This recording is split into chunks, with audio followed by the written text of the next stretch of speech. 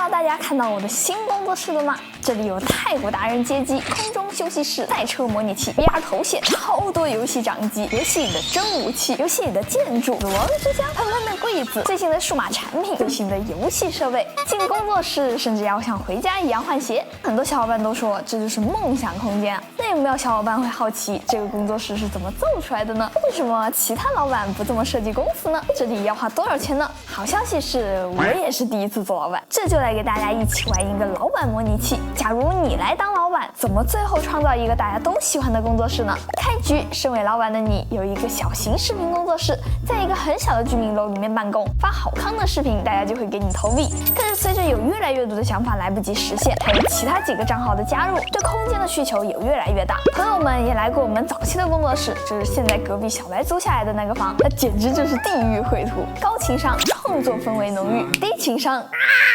那也是时候改善一下大家的办公环境了。所以呢，你总结了一下大家的需求：一，之前的摄影空间完全不够，需要有一个足够大的空间来满足拍视频的需求；二，原本办公环境过于拥挤，设备和线路也不能做规划，需要一个像样的办公场地，起码看起来正规一点，别等一下家里面人问起来都不好意思说在那里上班。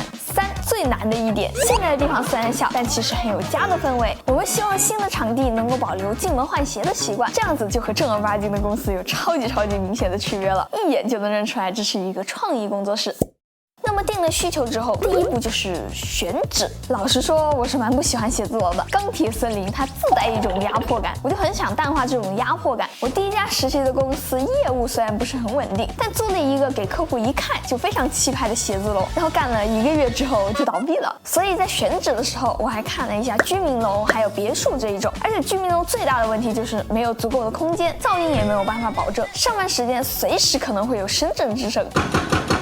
层高就是正常的居住层高，对后面拍摄的打光有很大的限制，而且不止一个朋友跟我说，千万不要搞上下楼，因为每一层楼就会像结界一样隔绝沟通，所以我们也排除了别墅。正好我第二家实习的公司就是租了一个很贵的别墅，然后口罩期间没能挺过去。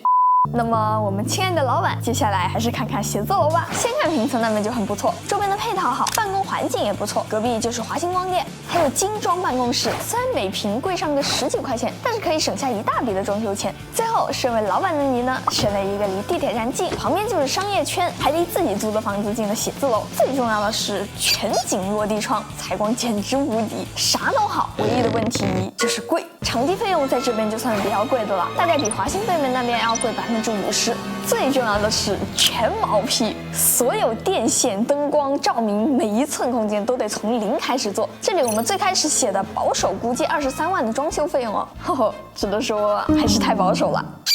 那么接下来就到了最好玩的第二步，设计场地。和选址一样，首先要确定一下需求，我们需要列出来我们所有的功能区，比如很多公司是不是需要一个前台，老板办公室是不是需要搞一个茶几，然后再挂一幅马到成功的水墨画，再请个大师过来算一卦。但我们这个呢，就不要想搞得太传统了，搞一点大家能眼前一亮的设计，对吧？你身为老板，有500平的空间可以规划，摄影空间起码要有100平，办公区呢起码要有200平，那剩下的部分要兼顾休息、娱乐、开会、机房、收纳等等需求。正常的公司还可能会有一个非常气派的集体会议室，能容纳所有人开会，占地就会非常的大。但是上一次我们去影视飓风的时候，他们开集体大会也是地上随便一坐，这种氛围其实就很不错，还可以省下很多的空间。于是我决定设计一个开放式的空间，用来开集体大会。我们还设计了一个小空间，可供3到5人审片，大概呢就是这样的一个布局，只需要6到10平就够了。于是我们第一版的方案乍一看，除了没有什么特别大的问题之外，也没有什么特别大的问题。不过，身为老板的你仔细一看，你的摄影小伙伴觉得自然光不可控，他竟然要临窗修暗房，你直接气得昏倒。于是就有了第2版方案。这一版呢，还做了一个平面图。第2版最主要的修改就是摄影区，整个摄影空间放到了内部的区域，把临窗的位置让给了会议室。如果做一个全玻璃的会议室，外面的阳光也可以直接照进整个室内，还是挺酷的。不过呢，整体看下来还是太完整了，很符合我对一个写字楼的刻板印象，所以身为老板的你对这个不是特别认可。就在这个时候，你收到了设计师发来的方案，发来的文档里面有2份设计，一份是基本按照原本的思路，把大部分的办公区域都整齐的堆叠在一起，而另一份设计非常让人眼前一亮，拯救星期一，写字楼大盒子里的一个异类。这个看起来确实很符合我们的想法。如果说办公室带来的窒息感是荒漠的话，那设计师希望给我们带来几个绿洲，一个融入了水吧、换鞋、零食、冰箱、猫爬架、休闲的艺术雕像岛，和一个下面运动健身、上面睡觉闲鱼的浮空岛，再加上一个我自己的无人岛。办公位也不再是挤在一起，而是被划分成了多个岛屿，散落在整个办公区。整体的设计参考图也非常符合审美。渲染完这个方向1周之后，老板你就收到了详细的设计渲染图。哇哦，这个真的太酷了！这完全就是梦寐以求的工作室啊！老板，我知道你很急，但你还先别急，这里还忽略了几个小问题，你还需要看一下消防的方案、空调方案、监控方案、网络方案，还有灯光方案，想想就头大。大家可能没有概念啊，家里面装个空调可能就是几千块钱的事情，但如果要给500平装一套正儿八经的空调，要装20万。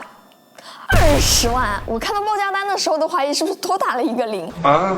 所以我们最终选择了全二手空调，主打一个能用就行。那么在这些都确定了之后，经过几个月的艰苦装修，我们的新工作室终于最终完成啦！时间过得真快，翻了一下很重要。那我是千里，咱们下期再见吧。理解，后面有个吊顶。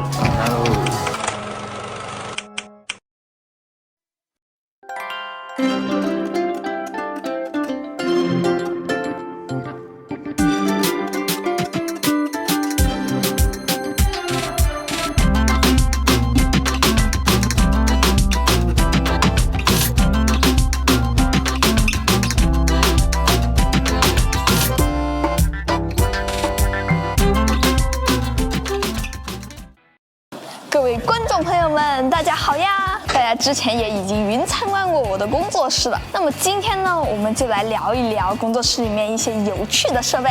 老规矩，我们进来先换个鞋。来，你穿这个啊！你要是不想换鞋的话也没关系，我们也还有鞋套，那给你。首先呢，大家一进来就会发现我们这里的灯光会跟别的公司不太一样。一般的公司会采用4500到5000K 的一个色温，但我这边的灯光呢就会稍微偏暖一点，是4000K 的色温。不过暖光也更容易犯困啊，所以说我们为大家准备了床。我的房子还蛮大的。再给大家隆重介绍一下我自己新提的车，然后还有我的车模。嗨。看这个车有多酷，剪刀门帅死了！带大家坐这个车来兜兜风。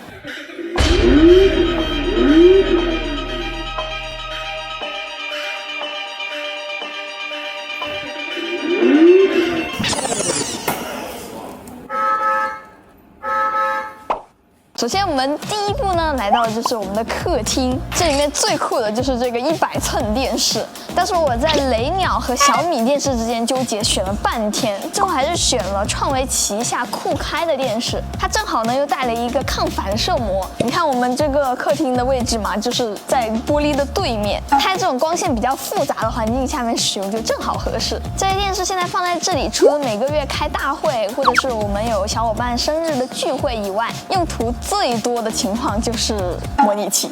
咱们小伙伴应该知道，就是隔壁珠海那里就有一个赛道，所以说我们这儿也经常有人在这里练赛道，在这边练完再去下真正的赛道，所以说这里已经快成了 UP 主的聚集地了。原先在光明这边呢，其实是没有很多博主的，但像现在厉害、胜利、搞基所所长，还有林毅男朋友，他们都已经成为这里的常客了。哎，他们进来之后的第一句话就是：“你也在啊。”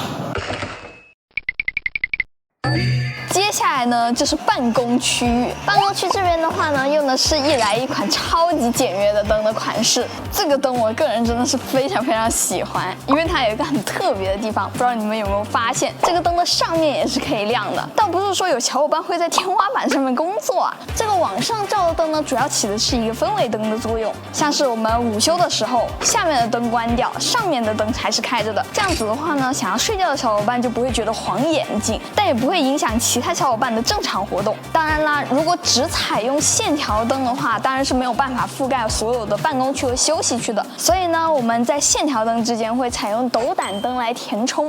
客厅旁边这里呢有一个神奇的窝槽，这个呢就是在设计当初就已经预留了一个给太鼓的位置。这台太鼓应该是10年前的机器了，当时我是在海鲜市场上面7、8千块钱给收回来的，所以说呢后面就有了它120赫兹全新的屏幕，超高清，而且收录了800多首的歌曲，还可以登录自己的账号。最关键的是它的曲库是一直有在更新的。后来我们这边也来了几个打音游的大佬，他们的操作就完全不是我这种普通人能比得了的了。这个地图的时候，我们不免发现啊，就是我把这个办公区里面有分隔健身区、办公区、休息区，还有我们的展示区，但这些区域之间并没有什么硬隔断，看起来呢就没有分得那么明确。但是我们可以看一下上面，在各个区域的分界的地方，我用的是轨道磁吸灯来区分，像是客厅和办公区的这一条线，然后还有我们展示区的这一排。就像我不想把这些区域分隔得太清晰一样，我这些灯其实也是布置得非常自由的。像这个灯的话，如果我想要照这个位置，就可以把它稍微往这边挪一挪，然后把它吸上去，就可以正常使用了。讲完了主灯，我们来看一下这一面横跨几个房间的展示柜。在装修的时候，就是我非常期待的一个部分了，因为之前会有很多的藏品没有地方摆放，但现在呢，不仅有柜子，甚至还加装了智能灯带，这样就可以非常清晰地展示我引以为傲的收藏们了。包括后来很多朋友过来最喜欢的部分，其实也就是这一面的展示柜了。这一面不仅有我自己的手办，还有一些小伙伴放在这里的藏品，比如说这个蜘蛛侠和毒液，就是小伙伴他还在实习期的时候就已经放在这里了。这玩意儿好像比他当时实习的工资还要再贵，还有满工作室这些奇奇怪怪的武器。这里呢就是我们的会议室，这比我当初在设计的时候还要再高强度使用一些，但是呢不是用来开会，而是打桌游。白天就是工作的会议室，晚上呢它就化身了桌游室，这里都是我们小伙伴带来的一些桌游。然后就是我的办公室啦。之前呢，这边主要是上班，还有打游戏。不过最近的话，我有在学习，然后也有去上跳舞的课。所以说，这个房间真的就跟我家没有任何的区别。哪怕是休息和放假，我也会选择到这边来跟朋友一起联机打游戏。至于电脑呢，就是全套 ProArt。我先给大家看一下这个机箱，我最喜欢的一个地方就是这里。这 Rango 就很喜欢趴在机箱上面嘛，一不小心他就会把这个电脑给关机了。现在这里呢，它加了一个实体开关，我这样子一拨，哎，它就锁上了。这样子我再去按电源键的话，它就是按不动的，完美避免小猫咪干克我的工作。大家平时对华硕了解比较多的，其实还是 ROG 这种游戏系列嘛。然后 ProArt 呢是华硕面向生产力的系列，所以呢这一回也没有什么 RGB 来提升性能了，就突出一个猛堆料来给你们看一下这个风扇。一般的机箱咱们用的都是12厘米或者14厘米的风扇，你看这个风扇有多大？20厘米的风扇，这样子的风扇有什么好处呢？大。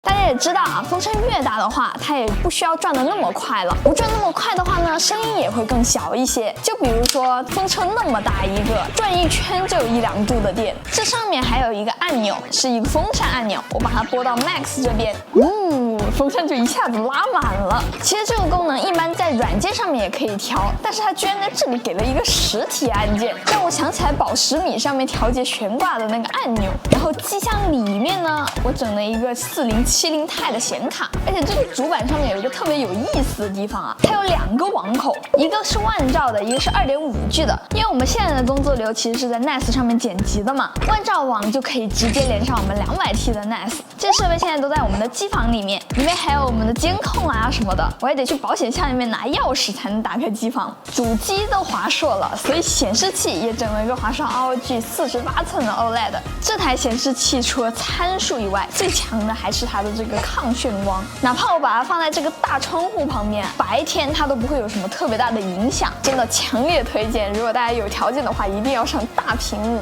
之前聪明一直也不理解为什么我能用这么大的屏幕，哎，结果你猜怎么着？真香！哎呀。然后这个键盘大家也很熟悉啦，就是我自己设计的那个离谱键盘。这个配色是不是很熟悉？就是我之前在 Xbox Design Lab 里面自己 DIY 的那个配色。前几天有朋友给我发了一个小红书，有位朋友按照我的这个搭配，在 Xbox Design Lab 上面也自己 DIY 了一个。等他拿到手的时候，发现这个配色比他当时在电脑上面看到的还要好看。我看到这条消息的时候，心里面还蛮开心的。还有这个键盘，我之前看到闲鱼上面还有拍卖到1万块钱的，就离谱，好吧？手工区这边呢，这边的灯其实我想了蛮久的。原先的计划是在这个顶上面呢装一个小灯，但那样子的话就会显得这个空间比较压抑、比较闷，因为这个帘子一拉起来，这就是一个很小很小的空间了。所以呢，当时我就看中了一来的清空灯，它装在这里就会有一种假窗的效果。正好我这一个柜体呢，上面是有一定的厚度的，它用来装这个有一点点厚度的清空灯是正好的。所以说我平时坐在这里做手工的时候呢，抬头就可以看天空，当然也可以看夕阳。然后灯光的设计团队和施工队去交流了一下，量了量尺寸，保证我们坐在这里的时候，抬头的这个角度是不会看到里面的灯珠的。平时我就会在这里看书学习，然后做手工。最近的话呢，就是一直在做一些钩针啊，这是一个杯垫，好，这是钩到一半的包包，还有一些很可爱的发带。这个我手工区的展示柜呢，已经是我的2.0版本了。这里新增一个最有意思的就是这个大树守卫了。这里也有很多还没来得及布置上去的东西，还有我最喜欢的地狱火，下上右下上左下上，爆炸就是艺术。还有狙炮台，还有反坦克、队友驱制器，这些我打算后面就把它贴在工作室的各个角落里。那这里呢，就是为我们量身定制的薄膜灯。去过 Apple Store 或者是看过苹果发布会的小伙伴，应该对这个东西不陌生吧？薄膜灯的主要优势就是发光均匀并且柔和，而且呢，它是平行于地面的，所以说在拍摄的时候就不会产生太多的阴影。所以我在设计的时候就给这一块预留了一个薄膜灯的空间，简直就是一个拍摄神器。一来帮我们贴灯带，然后再封软膜，最后呈现出了这个样子。它的亮度和色温都可以随便调，完全就可以用来当做拍摄的主光。不过软膜天花的通病就是非常容易进灰，你看现在才过了几个月，里面就有一点点积灰了，所以说它需要定期的维护和清理。抖音视频不是竖屏的嘛，所以说我还专门布置了一片用来拍抖音竖屏小视频的地方。这边的布置呢就会稍微比较偏竖向一点，比较集中一些。当然这里面的藏品也都是我自己的珍藏，包括这里面还有一些我大学的教材。灯有这么多，开关肯定也是不少的，所以说呢，一来这边也给我们提供了非常多的灯控方案。传统的实体开关呢，容易跟 App 的控制产生冲突，这样子是开了。但是如果我在 App 里面又点了一下开，它就变成了这样子是开了，根本记不住一点。所以现在的智能家居用的都是情景控制，只要我们在 App 上面设置好哪一个按键对应的是哪一盏灯，甚至是哪一组灯，又或者是进入了哪一种场景，相当于呢就是把 App 里面的这些控制变成了实体按键，真的非常好用。还有平时大家更加熟悉的这种触控面板，平时你不动它的时候呢，它就会显示时间，但我们这样一滑了之后，这个触控面板就可以进行一些更加精细的调节，比如说灯光的冷暖，然后还有亮暗。我们这3个区域各放了一个，就是方便大家去调节。